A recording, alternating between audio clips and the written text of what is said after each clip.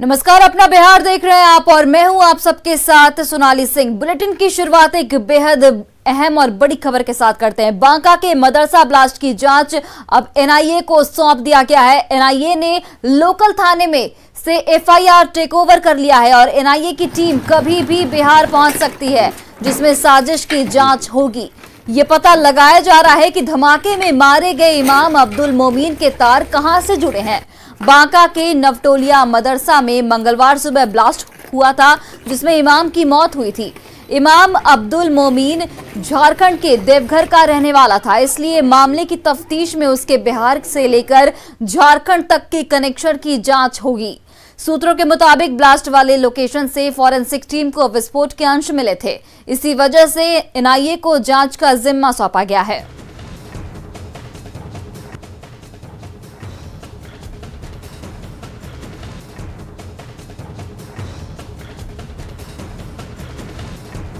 और देखिए, एक बड़ी खबर सामने आ रही है कि अब मदरसा ब्लास्ट की जांच एनआईए को सौंपी गई है। इमाम के तार को खंगाल रहा एनआईए। इमाम के बिहार से झारखंड के कनेक्शन को खंगाला जा रहा है। फिलहाल बांका जिला में स्थित एक मदरसा में पिछले कुछ दिनों पहले ब्लास्ट हुआ था। इस मामले की गंभीरता को देखते हुए केंद्रीय जांच एजेंसी एनआईए को इस मामले की तफ्तीश का जिम्मा सौंपा गया है। एनआईए की टीम इस मामले पर जिस तरह से लोकल पुलिस द्वारा एफआईआर दर्ज किया गया था, उसी मामले को टेक ओवर कर रही है। और इस मामले में जिस तरह से बाकायदा इनपुट्स मिले थे, जिस तरह से फॉरेंसिक डिपार्टमेंट के द्वारा जो इन्वेस्टिगेशन के दौरान ये पाया गया था कि उस मदरसा में जिस वक्त में वो ब्लास्ट हुआ था, वहाँ पे जिस तरह से हादसा हुआ था, वहाँ पे जांच के दौरान वहाँ पे कुछ विस्फोटक के नमूने भी प्राप्त हुए। लिहाजा इसी मामले की गंभीरता को देखते हुए इस मामले की तफ्तीश का जिम्मा एनआईए को सौंपा गया है। इस हादसे में एक व्यक्ति की मौत भी हुई, जिसका नाम अब्दुल मोमीन है। वो 33 साल का युवक झारखंड के देवघर का रहने वाला है। लिहाजा अब जांच का दायरा बिहार के साथ साथ झारखंड में भी बढ़ चुका है। और अगर बिहार की बात करें तो बिहार नेपाल से सटा हुआ इलाका है और नेपाल से जिस तरह से बाकायदा पहले भी कई बार आतंकी गतिविधियां हुई है और जिस तरह से वहां पर इस मामले में भी संदिग्ध गतिविधियों को देखा जा रहा है, लिहाजा एक तरह से एक अनुमान लगाया जा सकता है कि इस मामले की गंभीरता में को देखते हुए आगे तफ्तीश में कई महत्वपूर्ण जो इनपुट जो है बाकायदा वो निकल के आ सकते हैं। और इस मामले में जल्द ही एनआईए की टीम मौके वारदात पर जाकर के इस मामले की तफ्तीश में जुट जाएगी। वीडियो जर्नलिस्ट बीनू के साथ शंकर आनंद, न्यूज़ 18 दिल्ली। और देखिए, धमाका मदरसा में हुआ और बिहार की सियासत में तमाशा लगातार शुरू हो गया। मांझी ने इस मामले में विवादित ट्वीट किया है। उन्होंने लिखा कि गरीब दलित जब आगे बढ़े तो नक्सली, गरीब मुसलमान जब मदरसे में पढ़े तो आतंकी। भाई साहब, ऐसी मानसिकता से बाहर निकलिए। ये राष्ट्र की एकता और अखंडता के लिए ठीक नहीं।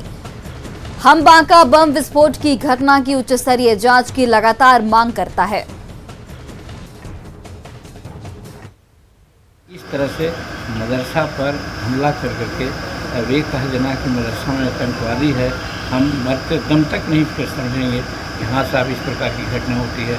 क्योंकि हम खुद कई एक मदरसों का विजिट किया है और देखा है कि गरीब बच्चे जो मुस्लिम परिवार के होते हैं, जिनको कहीं खाने पीने का नहीं मिलता है, नहीं पढ़ने का मौका मिलता है, उसको कुछ लोग कलेक्ट कर करके पढ़ाते हैं, आगे बढ़ाते हैं। बांका मदरसा विस्फोट पर बीजेपी और हम में जारी घमासान में आरजेडी भी कूद गई है। पार्टी प्रवक्ता मृत्युंजय तिवारी ने सीधे सीधे सीएम से जवाब मांगा है। मदरसे में विस्फोट होने के बाद से एनडीए के घटक दलों के बीच ही विस्फोट हो गया है।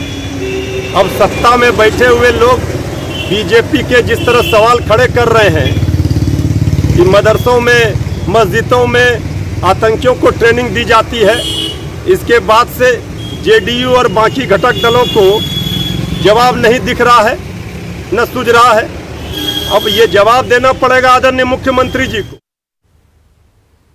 बांका मदरसा विस्फोट पर बीजेपी और हम के बीच जारी तू-तू मैं पर जेडीयू ने कहा कि अपराधियों की कोई जाति नहीं होती है और जिसने भी अपराध किया है उसे सजा जरूर मिलेगी।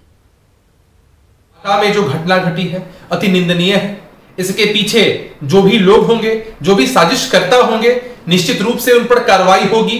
प्रशासन जांच कर रहा है, सभी तथ्य सामने आएंगे।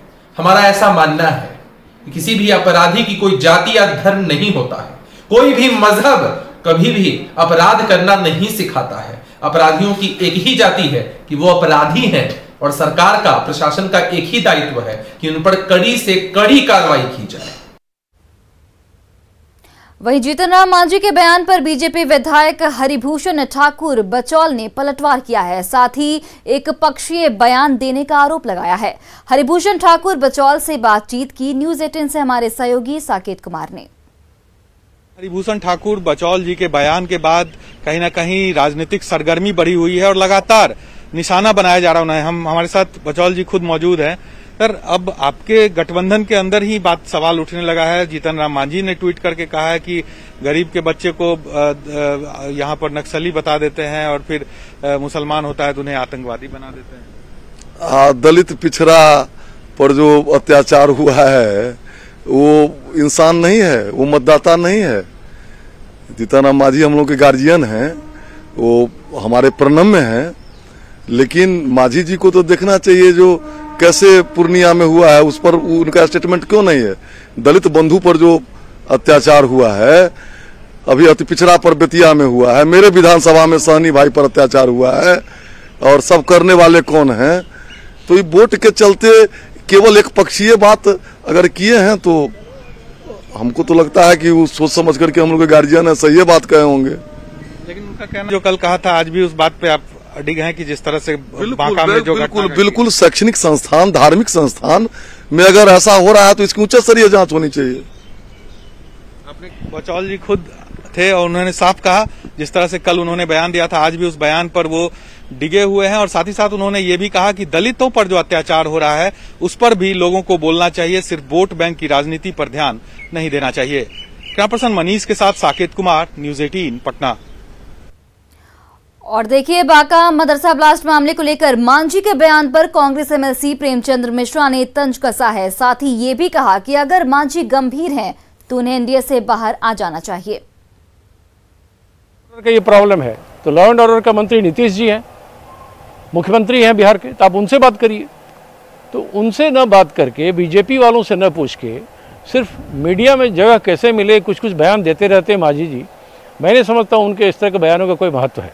अगर वो गंभीर हैं तो उन्हें एनडीए से बाहर आना चाहिए और बीजेपी और नीतीश कुमार जी से सवाल करना चाहिए। खान एवं भूतत्व मंत्री जनकराम ने कहा कि दलितों पर अत्याचार आज भी जारी है। उन्होंने कहा कि पहले की सरकार में पीड़ितों को न्याय नहीं मिलता था, लेकिन अब पीड़ितों को न्याय मिल रहा है। उन्होंने कहा कि चाहे पूर्णिया हो या अररिया या फिर किशनगंज, कहीं भी दलितों का उत्पीड़न हुआ, नीतीश सरकार अपराधियों को बचाने का काम नहीं किया और हर मामले में जिले के एसपी ने दोषियों के खिलाफ कार्रवाई की।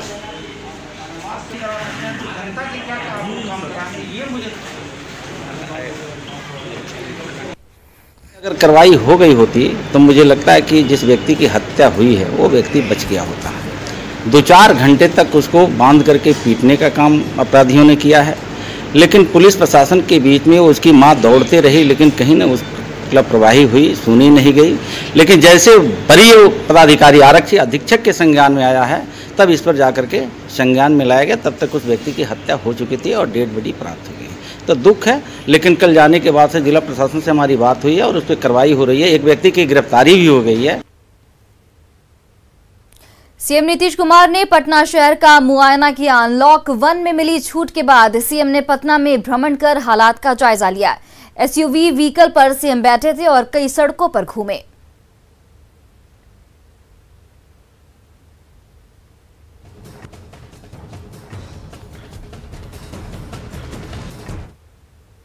मुआयना करने के बाद सीएम नीतीश ने ट्वीट किया कि आज पटना शहर में कुछ इलाकों का भ्रमण किया, देखा कि कई लोग अभी भी मास्क नहीं पहन रहे हैं। लोगों की इस चूक से कोरोना संक्रमण बढ़ सकता है। बिहार वासियों से अपील है कि मास्क अवश्य लगाएं और 2 गज की दूरी बनाए रखें।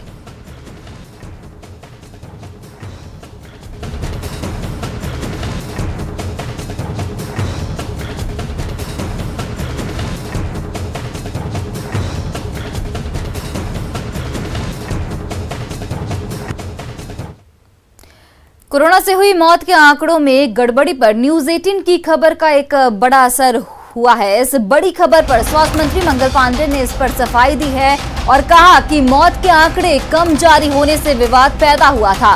उन्होंने कहा कि विभाग ने 15 दिनों तक मामले की जांच कराई है। हर जिले से कोरोना मौत के आंकड़े इकट्ठा किए गए हैं, जिससे कोरोना से हुई मौत के आंकड़े बढ़े हैं। उन्होंने कहा कि स्वास्थ्य विभाग तमाम जिलों से रिपोर्ट आने के बाद आंकड़े जारी करती है और जैसे जैसे कोरोना मौत के मामले सामने आ रहे हैं वैसे वैसे आंकड़ों में वृद्धि देखी जा रही है।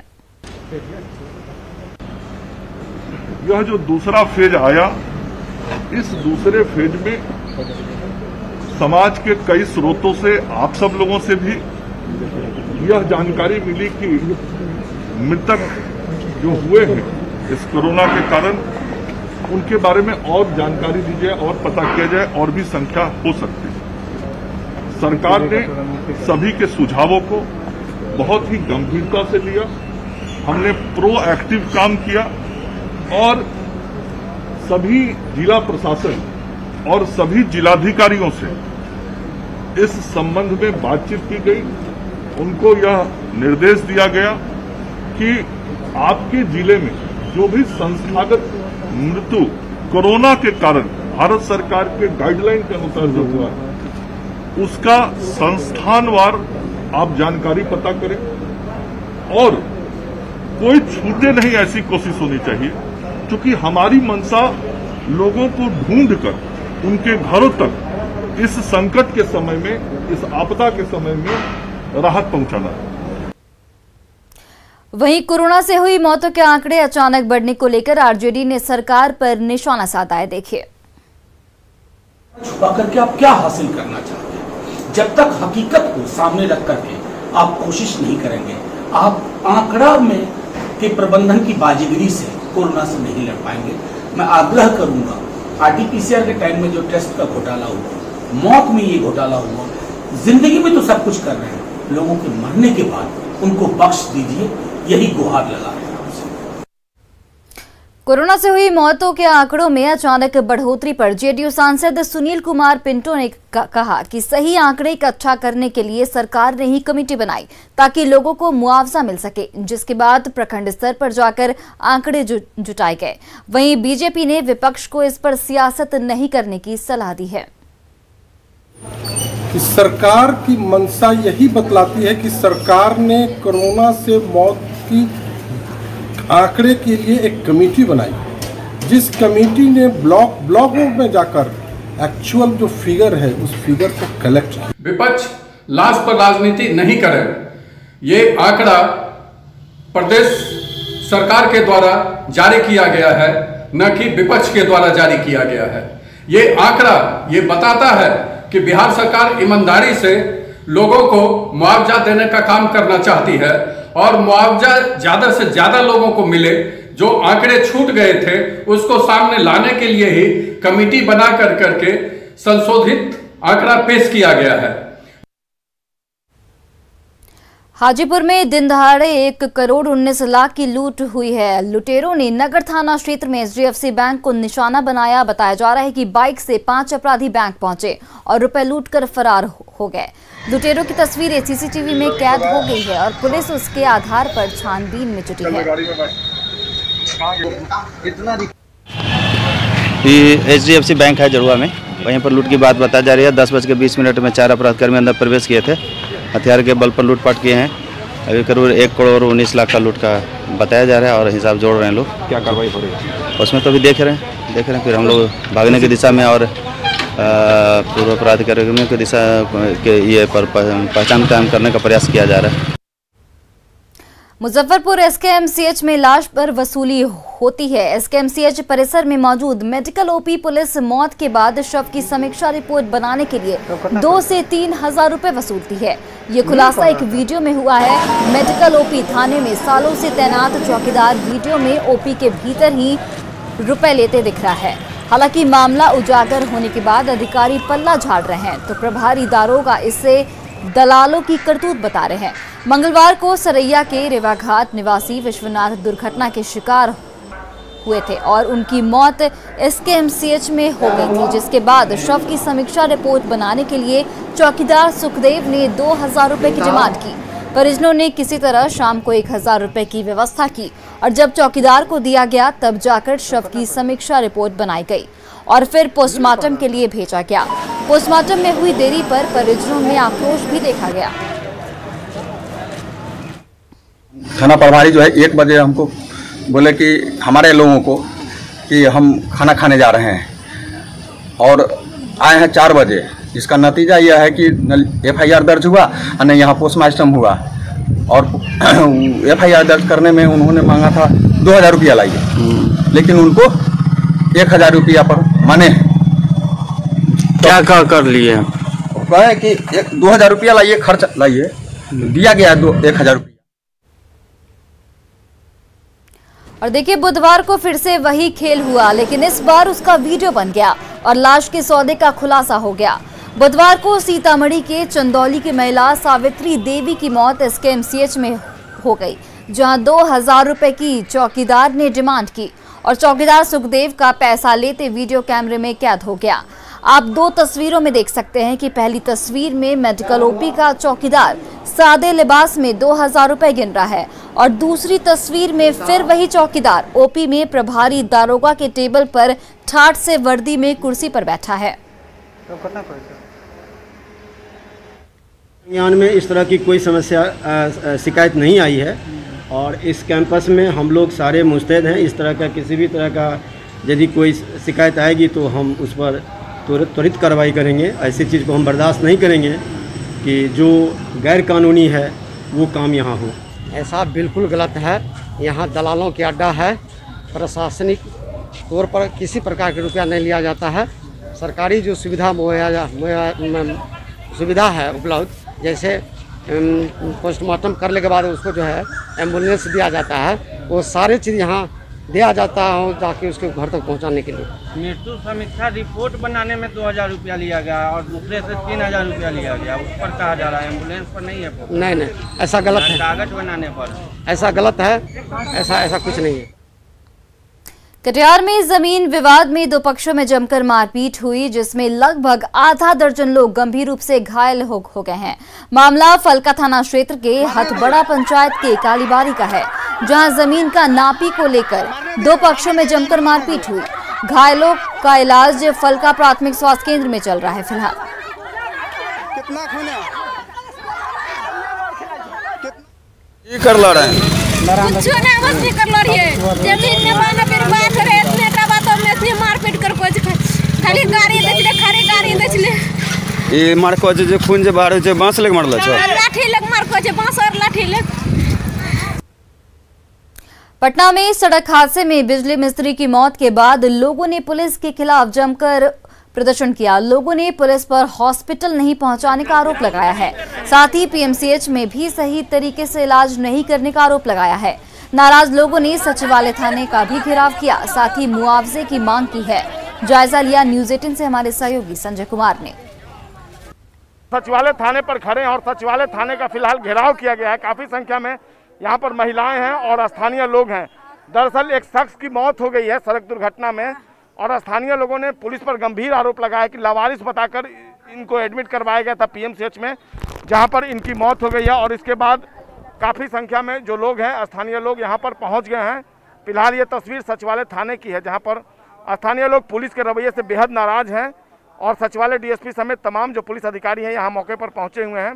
आखिरकार इनकी नाराज़गी की क्या वजह है, हम इन्हीं से इस बारे में जानकारी चाहते हैं कि क्यों लोग नाराज़ हैं, पुलिस का क्या ऐसा रवैया रहा है कि लोगों में नाराज़गी है। जो महिला हैं और इनके छोटे छोटे ये बच्चे हैं और देखिए ये छोटे छोटे बच्चे हैं जिनके पिता जो हैं अब इस दुनिया में नहीं रहे हैं और एक बूढ़ी माँ भी हैं जिनका बदहवास चेहरा इस वक्त देखने को मिल रहा है। जो बच्ची है हम उन्हीं से बात करते। क्या हुआ था बाबू, क्या हो गया? पापा कहाँ काम करते थे?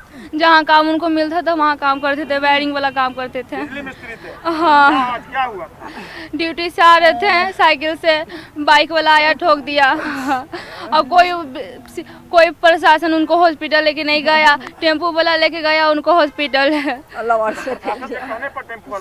नहीं, वो देखे कि एक्सीडेंट हुआ है तो टेम्पो वाला लेके गया, वहाँ पे लेके गए तो लावारिस घोषित कर दिया। हम लोग गए फिर भी इलाज शुरू नहीं हुआ था वहाँ पे।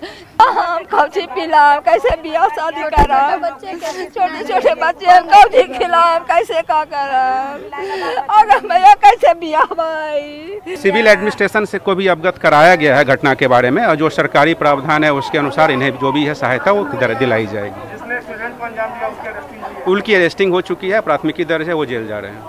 बिल्कुल, सचिवालय डीएसपी राजेश प्रभाकर उन्होंने कहा कि जिन्होंने एक्सीडेंट को अंजाम दिया है उनकी अरेस्टिंग कर ली गई है, उनको जेल भेजा जाएगा। जो मुआवजे की राशि का प्रावधान है वो भी मिलेगा, लेकिन निश्चित तौर पर एक बड़ा सवाल उठ खड़ा हुआ है। पीएमसीएच में इलाज नहीं हुआ है, लापरवाही बरती गई है। बहरहाल इस पूरे मामले में कई तरह की बातें सामने आई है, देखना होगा पुलिस कैसे जांच करती है। और जो पीड़ित परिवार है सबसे पहले तो उसको आर्थिक सहायता मिलने की ज़रूरत है, जो मुआवजे की राशि है वो मिलने की ज़रूरत है। एक बड़ी लापरवाही, एक्सीडेंट में अज्ञात घोषित कर इलाज किया गया और इलाज भी नहीं किया गया जैसा कि परिजनों का आरोप है, और उनकी मौत हो गई। संजय कुमार, न्यूज़ 18 पटना। औरंगाबाद के दाऊदनगर उपकारा में बंद कैदी विकास कुमार की कारा में सिपाही आर.के. यादव ने पिटाई कर दी। बताया जा रहा है कि सिपाही आर.के. यादव ने एक अन्य कैदी के साथ मिलकर कैदी विकास कुमार की पिटाई की गई है। कैदी विकास कुमार का उसका कसूर सिर्फ इतना था कि उसने जमानत के कागजात पर साइन किए जाने के एवज में 500 रुपए घूस देने से इनकार कर दिया। बस इसी बात से सिपाही आर.के. यादव भड़क गया और लाठी डंडों से विकास कुमार की पिटाई कर दी। गंभीर रूप से घायल विकास का इलाज औरंगाबाद सदर अस्पताल में कराया गया। तो वहाँ का सिपाही एक था आर.के. यादव, वो 500 रुपया का डिमांड कर रहा था अंदर हमसे कि तुम छूटने वाले हो, 500 रुपया दो। हमारे पास पैसा नहीं था, हम बोले कि सर अंदर में पैसा हम कमाने आए हैं, पैसा आपको देंगे। तो कहा कि ठीक है जाओ, तुम्हारा बाप का कोई नौकर है कि कागज लेके घूमते रहेगा। और उसके बाद टारगेट करके रखा था हमको कल से ही, और कल 11 बजे मेरा बेलबोंड जेल में गया था और 5:15 में बेलबोंड हमको साइन करवा के पैसा जब लिया ना बाहर से, उसके बाद बेलबोंड साइन करवा के और फिर 5:15 में दिया। और आज टारगेट करके सुबह 11:30 बजे हमको बहुत मारा है।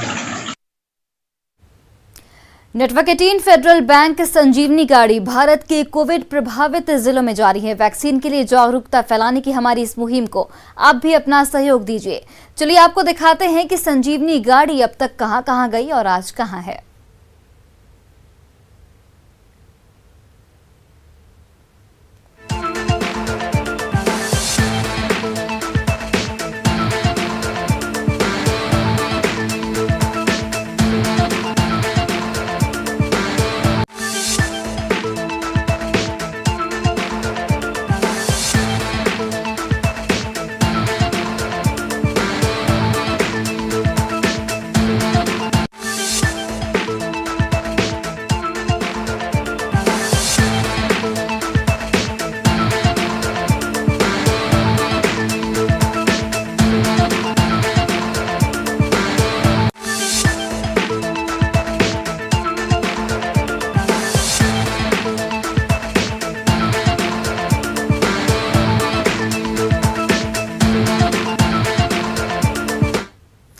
न डरिए न डराइए, सच जानिए और वही बताइए, प्लीज अफवाह मत फैलाइए।